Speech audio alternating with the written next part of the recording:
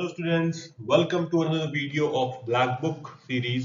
And अभी हम कर रहे हैं फंक्शंस और आज की इस वीडियो में हम करने वाले हैं एक्सरसाइज 1 के क्वेश्चन नंबर 21 से लेके 30 तक। तो स्टार्ट करते हैं पहले क्वेश्चन के साथ। Question number 21, the range of the function. एक बड़ा सारा फंक्शन दिया है जिसके अंदर ग्रेटेस्ट इंटीजर फंक्शन बार बार रिपीटेड दिख रहा है और मैं ग्रेटेस्ट इंटीजर फंक्शन की एक प्रॉपर्टी जानता हूं जो कि कहती है greatest integer function of n plus x, जहां पे n मेरा कोई इंटीजर है तो n बाहर आ जाता है और अंदर सिर्फ x बच जाता है। ऐसा कुछ मैं जानता हूं ऑलरेडी। तो सेम चीज मैं यहाँ पे fx के साथ करना चाहता हूं। तो fx मेरा कितना हो जाएगा, यहाँ पे 1 बाहर आ जाएगा, 2 बाहर आ जाएगा, 3 बाहर आ जाएगा, सब में से ऐसे बाहर आ जाएगा नंबर और एक n आ जाएगा। ठीक है, वहां से प्लस बचेगा कितना अपने पास साइन एक्स बचेगा। ठीक है, प्लस साइन एक्स बाय 2 बचेगा अपने पास और ऐसे करके अपने पास साइन एक्स बाय एन बचेगा। ओके, और यहां पे मेरा जो एक्स है वो किस किस में दिया हुआ है, 0 से पाई में दिया हुआ है। ठीक है, अच्छा, तो अगर अगर मेरा अगर मेरा साइन एक्स अगर मेरा, अच्छा पहले ये बताओ, 0 से पाई के अंदर जब मेरा रहता है एक्स मेरा जब 0 से पाई के अंदर रहता है तब मेरा साइन एक्स क्या रहेगा, साइन एक्स मेरा 0 से 1 के अंदर रहता है। सही बात है। अच्छा, तो इसका मतलब अगर जब मेरा साइन एक्स 1 हो रहा होगा उसके लिए अलग केस बनाना पड़ेगा। सही बात है।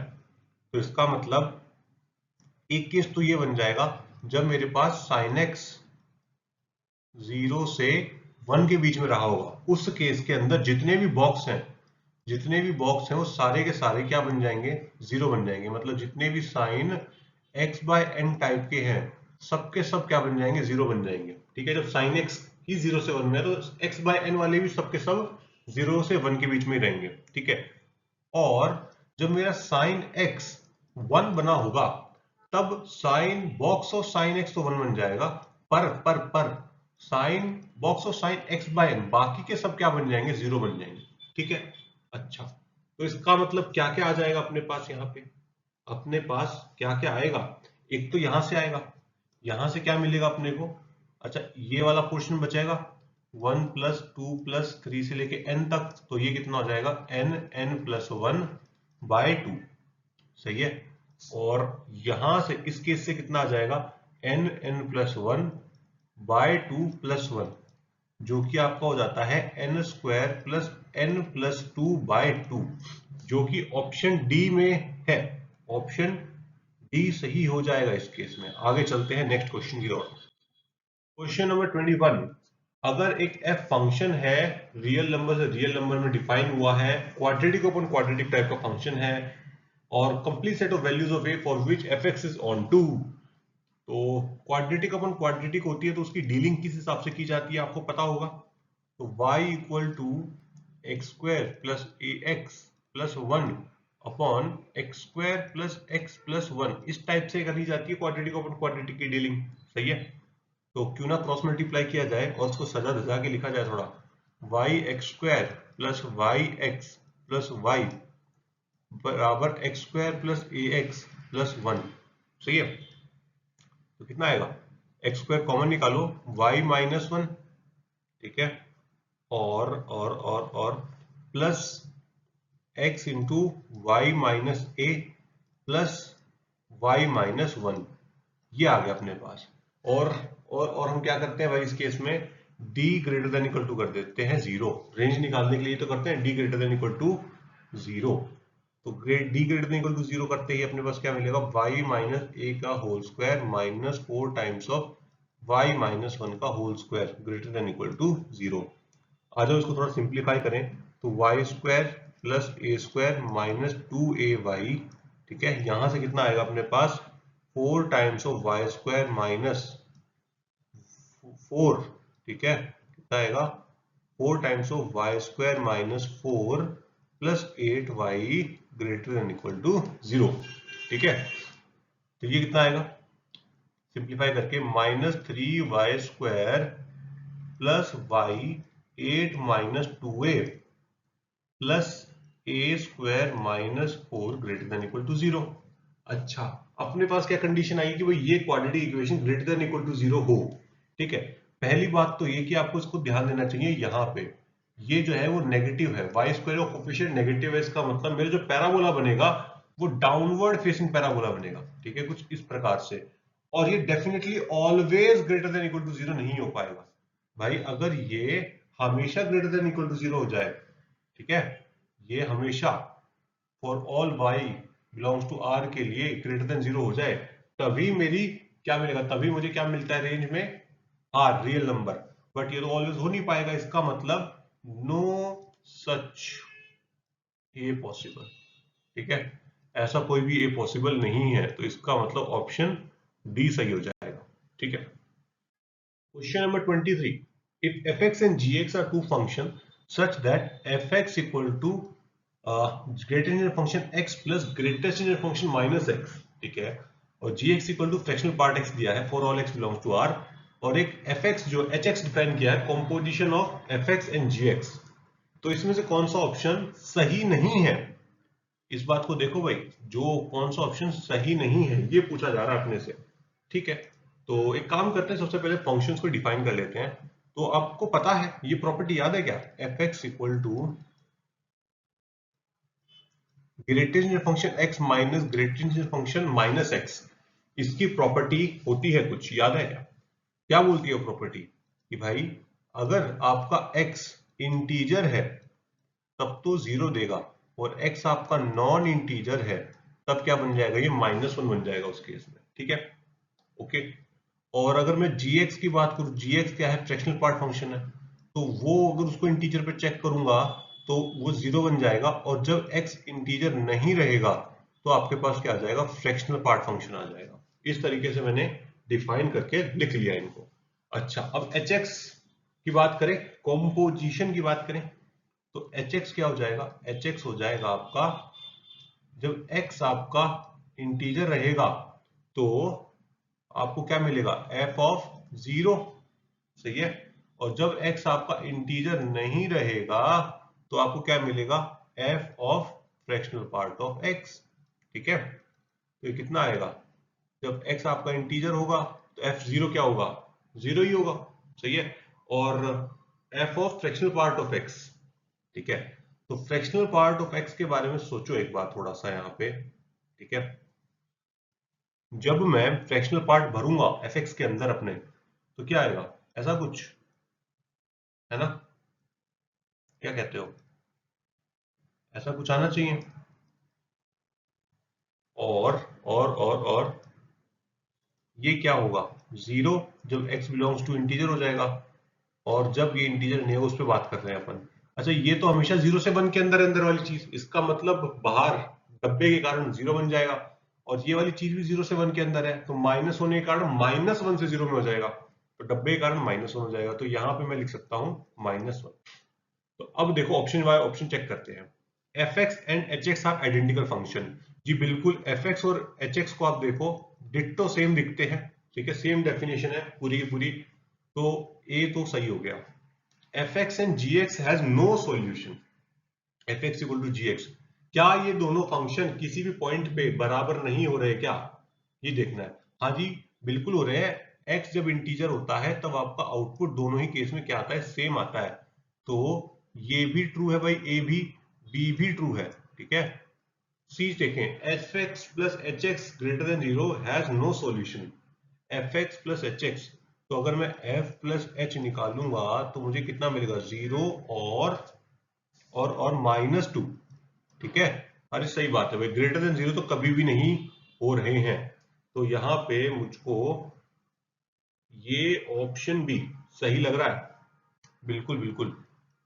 तो ऑप्शन डी की बात करें, अरे अरे अरे गड़बड़ कर दी अपन ने ऑप्शन बी में, f x equal to g x has no solution, तो अपने पास x बिलोंग्स टू इंटीजर पे 0 इक्वल टू 0 आ रहा है, तो मतलब सॉल्यूशन है, इसका मतलब जो हमारी स्टेटमेंट है वो फॉल्स है। ठीक है, तो ये स्टेटमेंट फॉल्स हो गई। और डी की बात करें, F x minus H x, F x minus H x कितना आएगा आपके पास, एफ माइनस एच कितना आ जाएगा आपके पास, 0 0 आ जाएगा। लो, ये तो कांस्टेंट फंक्शन बन गया, तो ये तो पीरियोडिक है, तो डी ऑप्शन भी ट्रू हो गया। तो ऑप्शन फॉल्स कौन सा ऑप्शन है, ऑप्शन बी फॉल्स हो जाएगा, तो यहाँ पे करेक्ट आंसर क्या है, ऑप्शन बी, वहां पे थोड़ी सी गड़बड़ हो गई थी, ठीक है, बोला सही, अपने लिख ट्रू दिया वहां पे, ठीक है। चलिए आगे चलते हैं। Question number 24, number of elements in the range set of F x, जहां पे एक्स आपको 0 से 90 के अंदर है। ओके, तो let us see what can be done. तो आपको पता है भाई, आपका जो ग्रेटेस्ट इंटीजर फंक्शन होता है वो इंटीजर्स पे टूटेगा, तो जहां जहां इंटीजर बनेगा उस हिसाब से अपन जज करेंगे। तो एक काम करते हैं, सबसे पहले x को मैं ले लेता हूं 0 से 15 के अंदर, ठीक है। किसमें ले लेता हूं मैं? 0 से 15 के अंदर। x को मैंने ले लिया 0 से 15 के अंदर, तो fx क्या बनेगा उस केस में? तो देखो 0 से 15 के अंदर लिया, तो ये वाली चीज क्या रहेगी? x अपॉन 15 0 से छोटा रहेगा, सॉरी 1 से छोटा रहेगा। अगर मेरा x 0 से 15 में है तो x अपॉन 15 0 से 1 में रहेगा। और ये वाली चीज कुछ भी रहे कोई फर्क नहीं पड़ता फिलहाल के लिए, क्योंकि ये वाली चीज 0 बन जाएगी। तो यहाँ पे हम लिख देंगे भाई 0, ठीक है। फिर उसके बाद मेरा x अगर 15 से लेके 30 तक है, तो इसका मतलब fx कितना होगा फिर? अगर 15 से 30 में है तो मेरा fx के अंदर पहला वाला जो डब्बा है वो कहाँ रहेगा? 1 से 2 में रहेगा, तो वो 1 दे देगा। और दूसरा वाला डब्बा देखो 15 अपॉन एक्स, यानी कि वो -1 से 0 के बीच में रहेगा, तो ये -1 दे देगा। तो आपका आंसर कितना आएगा? -1, ठीक है। जब x आपका 30 से 45 रहेगा तो fx क्या बनेगा? पहला वाला डब्बा आपको 2 दे देगा और दूसरा वाला डब्बा फिर से -1 देगा, तो ये -2 हो जाएगा। सिमिलरली जब आपका x 45 से 60 हो जाएगा तो fx आपका वही पैटर्न देख के साफ लग रहा है -3 होगा। जब x आपका 60 से 70, क्या 70 नहीं, कितना आएगा? 75, 75 हो जाएगा, तो fx आपका कितना हो जाएगा? -4। और जब x आपका 75 से 90 हो जाएगा तो fx आपका कितना हो जाएगा? -5। तो कितने एलिमेंट सारे रेंज के अंदर गिन लो बस, 1 2 3 4 5 6, 6 एलिमेंट सारे रेंज के अंदर। तो ऑप्शन बी सही हो जाएगा इसके अंदर। चलिए अगले क्वेश्चन पे चलते हैं। The graph of the function fx is shown below, then the graph of gx, gx का ग्राफ क्या रहेगा? gx क्या है अपना? 1 upon f of mod x, ठीक है। तो सबसे पहले काम करते हैं, जो इन्होंने ग्राफ दिया है उसके अंदर f ऑफ मॉड x का ग्राफ बनाते हैं। ये ग्राफ किसका दिया है इन्होंने? fx का ग्राफ दिया है, सही है। तो मैं फिलहाल के लिए f ऑफ मॉड x का ग्राफ बना के दिखाता हूँ। मॉड x का जब ग्राफ बनाते हैं तो उसका फंडा क्या है? फंडा ये है कि लेफ्ट साइड का ग्राफ मिटा दो और राइट साइड का जो ग्राफ है ना उसकी मिरर इमेज बना दो, ठीक है। कुछ ऐसा है ना, तो इसकी ये है, इस साइड मिरर इमेज बन गई ऐसे, ठीक है। ये किसका ग्राफ आ गया? F of mod x. अब मुझे क्या करना है? अब मुझे इसका रेसिप्रोकल करूंगा मैं, ठीक है। रेसिप्रोकल करेंगे इसका अपन अब। अच्छा दिमाग लगाएं थोड़ा सा।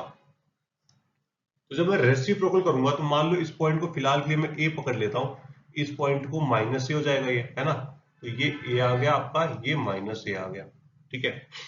ओके, तो यहाँ पे क्या करेंगे? तो देखो यहाँ पे ऐसे देखो, जब 0 के करीब जा रहे हो यहाँ पे आप, तो आपका फंक्शन -∞ को जा रहा है ना। तो इसका मतलब रेसिप्रोकल होने के बाद जब 0 को जाओगे तो 0 की तरफ ही जाना स्टार्ट कर देगा दोनों तरफ से। तो मतलब ऐसा कुछ करना पड़ेगा आपको, ऐसा, है ना, ठीक है। और जब आप यहाँ पे, मैं लिख के दिखा देता हूँ, जब आपका x 0 को गया यहाँ पे, तो आपका fx कहाँ गया? -∞ को गया। तो इसका मतलब 1 अपॉन एफ एक्स कहाँ जाएगा? 0 को जाएगा। और जब आपका x यहाँ पे a को जा रहा है तो fx आपका 0 को जा रहा है, तो इसका मतलब 1 अपॉन एफ एक्स कहाँ जाएगा? इन्फिनिटी में जाएगा। तो इसका मतलब यहां से मैं एक ऐसी लाइन खींच सकता हूँ लंबी सी, ऐसा, और यहां से ऐसे चला जाएगा, ये यहां से ऐसे चला जाएगा। क्या कहते हो? सही है। ओके, बचे हुए पार्ट को देखें अब। तो बचे हुए पार्ट में देखो, ये a से इंक्रीज किया। अब आपका अगर एफ एक्स इंक्रीज किया है तो डेफिनेटली रेसिप्रोकल जो होगा वो डिक्रीज करेगा। लो भाई डिक्रीज करवा दो, जो यहां बनाना है वही यहां बनाना है, सेम डिट्टो बनाएंगे दोनों तरफ। और फिर इस पॉइंट के बाद से ये डिक्रीज कर गया, है ना। तो डिक्रीज कर गया तो अपने को ये इंक्रीज करा दो, यहां से ये इंक्रीज करा दो यहां से। तो कौन सा ग्राफ लग रहा है आपको इसके जैसा मिलता जुलता? ऑप्शन सी के अंदर मिल रहा है भाई, तो ऑप्शन सी सही हो जाएगा इसका। चलिए आगे चलते हैं। Which of the following function is homogeneous? भाई बहुत सिंपल क्वेश्चन है। होमोजीनियस फंक्शन क्या होता है? जैसे कि एफ ऑफ एक्स वाई कोई फंक्शन है, ठीक है, उसके अंदर मैं x की जगह पे लैम्डा x भर दूं, y की जगह पे लैम्डा y भर दूं, तो सारे के सारे लैम्डा जितने भी है ना सब बाहर आ जाने चाहिए, अंदर फंक्शन के अंदर कुछ भी नहीं बचना चाहिए। जैसे कि ऑप्शन ए देखें, ऑप्शन ए के अंदर मैं लैम्डा भरता हूं, lambda x sine lambda y plus lambda y sign lambda y, मैंने भर दिया। तो यहां से लैम्डा कॉमन निकालो, क्या आएगा, x sine lambda y, sine के अंदर वाला लैम्डा बाहर नहीं आ पाया, वो अंदर फंस के रह गया, इसका मतलब ये होमोजीनियस तो नहीं होगा। ऑप्शन बी चेक करते आओ, ऑप्शन बी के अंदर डालो लैम्डा x e की power lambda y upon lambda x, मतलब कहने का मतलब ये है कि भाई फंक्शन के अंदर लैम्डा नहीं बचना चाहिए, एक भी सारे के सारे एक तरफ हो जाने चाहिए, प्लस लैम्डा y e की power lambda x upon lambda y, सही है। तो लैम्डा कॉमन आ जाएगा, ये लैम्डा कट जाएगा, ये लैम्डा कट जाएगा, तो x e की power y upon x plus y e की पावर x अपॉन y, मतलब जो ओरिजिनली जैसा दिखता था वैसे वापस रिटेन कर लिया, तो ऑप्शन बी सही हो जाएगा। ऑप्शन सी और डी को आप सेम तरीके से बड़े ही आराम से चेक कर सकते हैं, उनमें फंस के रह जाएगा, ठीक है। चलिए आगे चलते हैं। क्वेश्चन नंबर 27, एफ एक्स एक फंक्शन दे दिया गया है अपने को और जिसकी रेंज आर है, ठीक है, then number of integral values of a. अच्छा, तो सबसे पहले काम करते हैं, x less than equal to 1 के लिए बात करते हैं। अगर मेरा x less than equal to 1 है तो मेरा fx क्या होगा, 1 रख के ले लो, देखो 5 से छोटा आ रहा है, ठीक है। तो अब x ग्रेटर देन 1 जब स्टार्ट कर रहे हैं तो 5 से स्टार्ट होना चाहिए, सही बात है। हम चाहते हैं कि रेंज क्या है इसकी, हम चाहते हैं कि रेंज इसकी आर आ जाए, तो रेंज आर चाहिए आपको। तो जो आपका fx है for x greater then 1, fx आपका कहां से स्टार्ट होना चाहिए, 5 से ही स्टार्ट होना चाहिए। इसका मतलब जब मैं a स्क्वायर x प्लस 1 में 1 डालूंगा तो कितना आएगा, यहाँ पे 1 डालो, f1 कितना आ रहा है, a स्क्वायर प्लस 1, है ना, इसकी वैल्यू 5 से छोटी होनी चाहिए, है ना, क्योंकि अगर 5 से बड़ी हो गई तो बीच की वैल्यू मिस कर जाएगा ये, ठीक है। 5 से बड़ी हो गई तो बीच की वैल्यू मिस कर जाएगा ये, अपने को 5 से बराबर या 5 से छोटे से स्टार्ट करेंगे तभी 1 से बड़ा होने में सारी वैल्यूज ले पाएगा उसके बाद, ठीक है। बाकी तो फिर ये लीनियर फंक्शन सब ले ही लेगा, बस अपने को 1 पे देखना है। तो ये कितना आएगा, a square minus 4 less than equal to 0, यानी कि ए क्या आ जाएगा, -2 से 2, और इसके अंदर क्या क्या इंटीजर वैल्यूज आ गई, एक तो -2, -1, 0, 1 और 2, तो टोटल 5 इंटीजर्स आ गए भाई, 5 इंटीजर्स, 5 आ गए क्या, बात तो सही है 5 आ गए। लेकिन लेकिन लेकिन एक दिक्कत दिख रही है मुझको यहाँ पे, अगर अगर मेरा a 0 हो जाए तो मेरा fx क्या हो जाएगा, 1 हो जाएगा, और fx मेरा 1 हो गया तो रेंज r नहीं बनेगी, तब रेंज r नहीं बनेगी, इसका मतलब 0 को मैं नहीं ले सकता, समझ रहे हो, तो 0 को मुझे डिस्कार्ड करना पड़ेगा यहाँ पे। तो मैं क्या क्या ले सकता हूँ, -2, -1 और 2, तो इसका मतलब ऑप्शन सी सही हो जाएगा, ठीक है। The maximum integral value of the x in the domain of fx, कुछ नहीं डोमेन निकालनी है सिंपली, तो क्या क्या कंडीशन रहेंगी भाई, पहली बात तो ये कि भाई log 1/3 log बेस में 4x माइनस 5, जो ये है ग्रेटर देन 0 होना चाहिए, तभी log डिफाइन होगा बाहर वाला। सेकंड कंडीशन क्या रहेगी, log बेस में 4x माइनस 5, ये भी 0 से बड़ा होना चाहिए। तीसरी कंडीशन क्या रहेगी कि भाई x माइनस 5 ये भी 0 से बड़ा होना चाहिए। ये कंडीशन जब सेटिस्फाई होगी तभी मेरा लॉग डिफाइन हो पाएगा। तो इसको देखो, ये 1/3 जब इधर जाएगा तो इनइक्वालिटी रिवर्स हो जाएगी, तो इनइक्वालिटी रिवर्स करेंगे, लॉग बेस में 4x माइनस 5 लेस देन 1, ठीक है। इसका मतलब यहां से वापस 4 इधर जाएगा, तो x माइनस 5 लेस देन 4, तो x minus 9, x less then 9, ये कंडीशन आ रही है यहां से, ठीक है। अच्छा, दूसरा देखो, यहां से क्या आएगा अपने पास, इस 4 को इधर ट्रांसफर कर दो, तो x माइनस 5, क्योंकि इस बार बेस 1 से बड़ा है तो इनइक्वालिटी रिवर्स नहीं होगी, तो x माइनस 5 ग्रेटर देन 1 हो जाएगा, इसका मतलब x ग्रेटर देन क्या आ जाएगा, 6 आ जाएगा, ठीक है। और यहां से कितना आ रहा है अपने पास, यहां से आ जाएगा x ग्रेटर देन 5। इन तीनों कंडीशंस का आ जाओ इंटरसेक्शन ले लेते हैं फटाफट। तो एक तो आ गया 5, एक आ गया 6, एक आ गया 9। ठीक है, तो वही इसने बोला कि 5 से बड़ा, इसने बोला 6 से बड़ा और इन्होंने बोला 9 से छोटा। तो कौन सा हिस्सा आ रहा है? ये वाला हिस्सा आ रहा है। तो इसका मतलब क्या होगा कि अपनी रेंज क्या आ गई, डोमेन क्या आ रही है यहाँ पे? आपकी डोमेन आ रही है x6 से 9 तक, और अपने को लार्जेस्ट इंटीजर चाहिए, मैक्सिमम इंटीजर। 9 तो ले नहीं सकते क्योंकि 9 तो इंक्लूडेड ही नहीं है। तो आप क्या लेंगे? 8। 8 हो जाएगा सबसे बड़ा इंटीजर। तो इसका आंसर क्या रहेगा? ऑप्शन सी सही हो जाएगा। ठीक है, question number 29, range of function F x. अच्छा, एक काम करते हैं, इस क्वेश्चन में सबसे पहले ना इसकी रेंज निकालते हैं, फिर बाकी की रेंज निकालेंगे। ठीक है, उसके लिए सबसे पहले काम करो, डोमेन निकाल लें। Domain y equal to under root x plus two plus under root two minus x, इसका डोमेन निकाल लेते हैं। तो डोमेन के लिए पहली कंडीशन क्या रहेगी? x plus two greater than equal to 0, यानी कि x greater than equal to minus two. Second condition क्या रहेगी? 2 minus x greater than equal to 0, यानी कि x less than equal to 2। यानी कि यहां से क्या आ रहा है? x बिलोंग्स टू -2 से 2। सही है। आ जाओ अब रेंज निकालते हैं। रेंज निकालने के लिए इसको मैं स्क्वायर कर रहा हूं दोनों तरफ। तो कितना मिलेगा? x plus two plus 2 minus x plus 2 under root 4 minus x square. तो कितना आ जाएगा? वाई स्क्वायर बराबर 4 plus 2 under root 4 minus x square. ठीक है, तो यहां पे अगर मैं 2 रखता हूं, y ऑफ 2 कितना आएगा? y ऑफ 2 आ जाएगा आपका 4। ठीक है, और y ऑफ -2 कितना आ जाएगा आपका? सॉरी, y स्क्वायर ऑफ -2 कितना आ जाएगा आपका? वो आ जाएगा 4। वो भी 4? क्या बात है, दोनों ही 4 आ गए। अच्छा, ओके, अब क्या करें? बेसिकली मैं करना यहाँ पे ये चाहता हूं कि मैं अपने वाई स्क्वायर की मैक्सिमम और मिनिमम वैल्यू निकालने की कोशिश कर रहा हूँ। तो ये मैक्सिमम कब होगा, सॉरी ये मिनिमम कब होगा? जब ये 0 हो जाएगा, क्योंकि इसकी मिनिमम वैल्यू कितनी है? 0 है, जो कि अपने पास 4 आ चुकी है। ठीक है, और अब ये मैक्सिमम कब होगा? ये मैक्सिमम तब होगा जब x इक्वल टू 0 हो जाएगा, और x इक्वल टू 0 अपने डोमेन में है। तो इसका मतलब मिनिमम तो कितना आ गया? वाई स्क्वायर आपका 4, और मैक्सिमम कितना आ जाएगा जब वाई स्क्वायर की वैल्यू क्या हो जाए? अंदर x की वैल्यू क्या? 0। तो 4 प्लस 2 इंटू 2 यानी कि 8। तो ये कितना आ गया यहाँ से आपके पास? 2। और वाई स्क्वायर की कितनी आ रही है? 8 आ रही है ना मैक्सिमम वैल्यू। तो यहां से कितना आ जाएगा? 2 रूट 2। तो इसका मतलब आपकी रेंज क्या आ गई यहाँ से? y की रेंज क्या आ रही है? y आपका आ गया 2 से 2 रूट। ठीक है, अब क्योंकि फंक्शन के अंदर रेसिप्रोकल करके गिवन है, तो रेसिप्रोकल करते हैं इसका। तो रेसिप्रोकल कितना आएगा? 1 अपॉन वाई।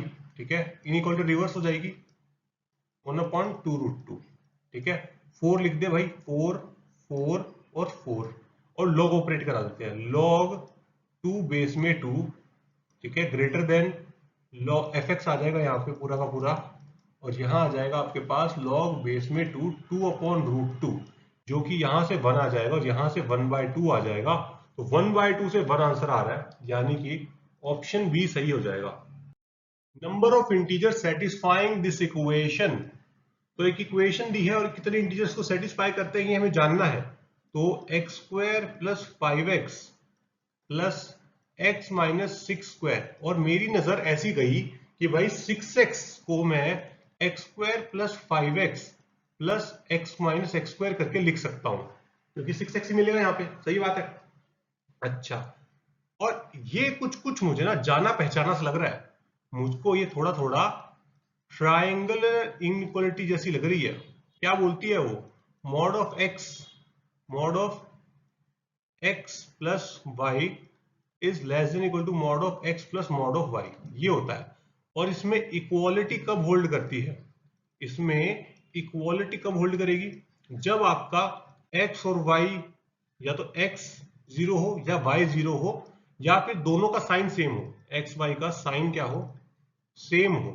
ठीक है, उस केस में इक्वालिटी होल्ड करती है। या फिर सिंपली अगर सिंपल भाषा में कहूं तो एक्स वाई जो है आपका, इसका प्रोडक्ट क्या होना चाहिए? 0 या 0 से बड़ा होना चाहिए। अगर ये कंडीशन होल्ड करेगी तभी हमारी इक्वालिटी होल्ड करती है ट्राइंगुलर इनइक्वालिटी के अंदर।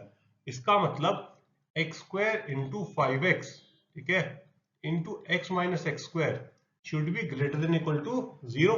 इसका मतलब यहां से एक x निकल गया, x प्लस 5, ठीक है, और यहां से x निकलेगा 1 माइनस एक्स आएगा ना, तो एक काम करता हूँ इनइक्वालिटी पलट देता हूँ माइनस साइन निकाल के, तो x minus 1 less than equal to 0, ठीक है।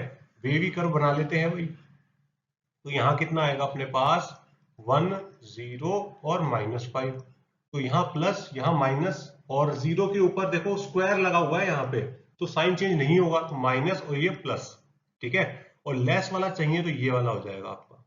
तो इसका मतलब x बिलोंग्स टू क्या आ गया, -5 से लेके 1 तक। और इसके अंदर अपने पास टोटल कितने इंटीजर है भाई, एक तो -5 -4 -3 -2 -1 0 1, तो टोटल कितने हो गए, 1 2 3 4 5 6 7, 7 इंटीजर बन गए। तो इसका मतलब ऑप्शन कौन सा सही हो जाएगा भैया, ऑप्शन सी सही हो जाएगा, ठीक है। तो इस हिसाब से भाई अपने आज के 10 सवाल होते हैं पूरे। फिर मिलेंगे आपसे अगले वीडियो में, और 31 से लेके 40 तक करके तैयार रखिएगा, तब तक आप बाय बाय, सायोनारा।